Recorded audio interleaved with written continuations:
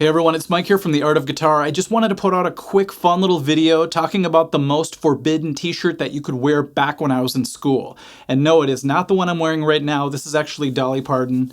A lot of people think it's Blondie, but it's kind of funny because nobody really has a problem with Dolly Parton, so it's kind of funny I'm wearing it for this video. But the t-shirt that I am talking about is infamous because back when I was in junior high, if you got caught wearing it, one of four things could happen to you.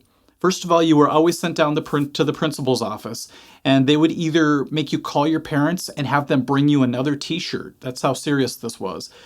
Or they would make you put a jacket or a coat over the top of what you're wearing, and you'd have to wear that all day. And in Minnesota, it's cold for most of the school year, so everybody had a jacket or a coat in their locker that they could wear. Some kids that got caught wearing the t-shirt had to flip it inside out and wear it like that the rest of the day. But what I saw happen the most is that if somebody got busted wearing this shirt, the principal or whoever busted them would make them take a piece of tape and cover up the offensive part of the shirt. You also got a warning that if you wore that shirt to school again, you would get suspended.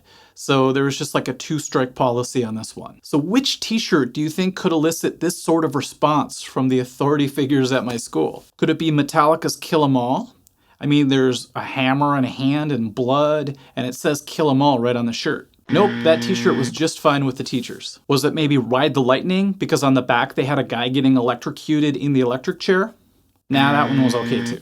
Was it Poison's famous Open Up and Say Aw t-shirt? An album cover that was so controversial back then that they actually censored it on the actual album. People were saying it was satanic or whatever, but no, the principal didn't care about that one. Or maybe it was the various Slayer or Motley Crue shirts that actually had pentagrams on them.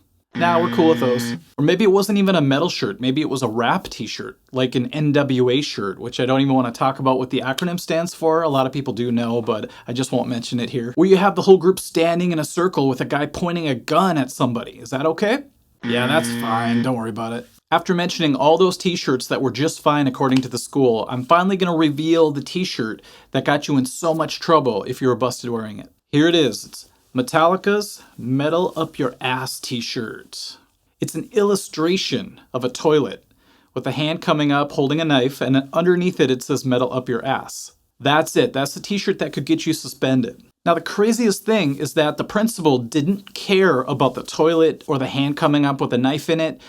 They only cared about this little word here, ass, 3 letters in the very bottom corner of the shirt. This is what would get you in trouble. Here's how I know that. Most people who got busted elected for the fourth option. They would just take a piece of tape and they would cover up the word ass, and then everything was fine according to the principal. So they'd take a piece of tape like this, cover it up, and like magic, suddenly you're able to roam the hallways, free and clear. The fact that you could have a bloody hammer with a shirt that says Kill 'Em All on there, you could have a guy pointing a gun at you, you could have a zombie eating itself from the inside. If we want to talk about Cannibal Corpse shirts, I'll talk a little bit more about them in a little bit. Those were fine, but you couldn't have this little tiny swear word on your shirt. Now I mentioned Cannibal Corpse because they were the only other band whose t-shirts would sometimes get flagged. Once in a while, but most of the time the students would make it through the whole day just fine.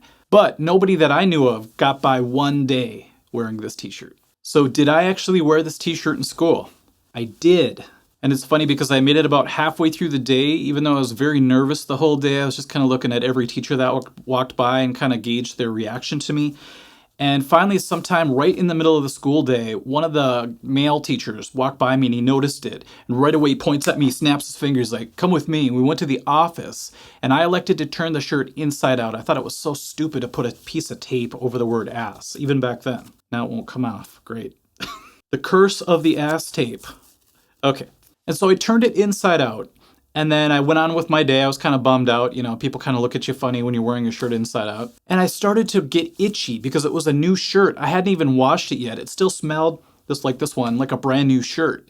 And so the paint that they used to make the shirt started to make me itch a little bit. And I was really itchy and I was kind of scratching myself, but I wouldn't let the teachers see me do that because I didn't want to give them the satisfaction. But by the end of the day, I actually had a little bit of a rash on both sides of my body where the paint was. My skin's pretty sensitive, so. And just a little side note, I talked about the electrocution guy on the Ride the Lightning shirt. He's actually on a couple of different Metallica shirts, including this one.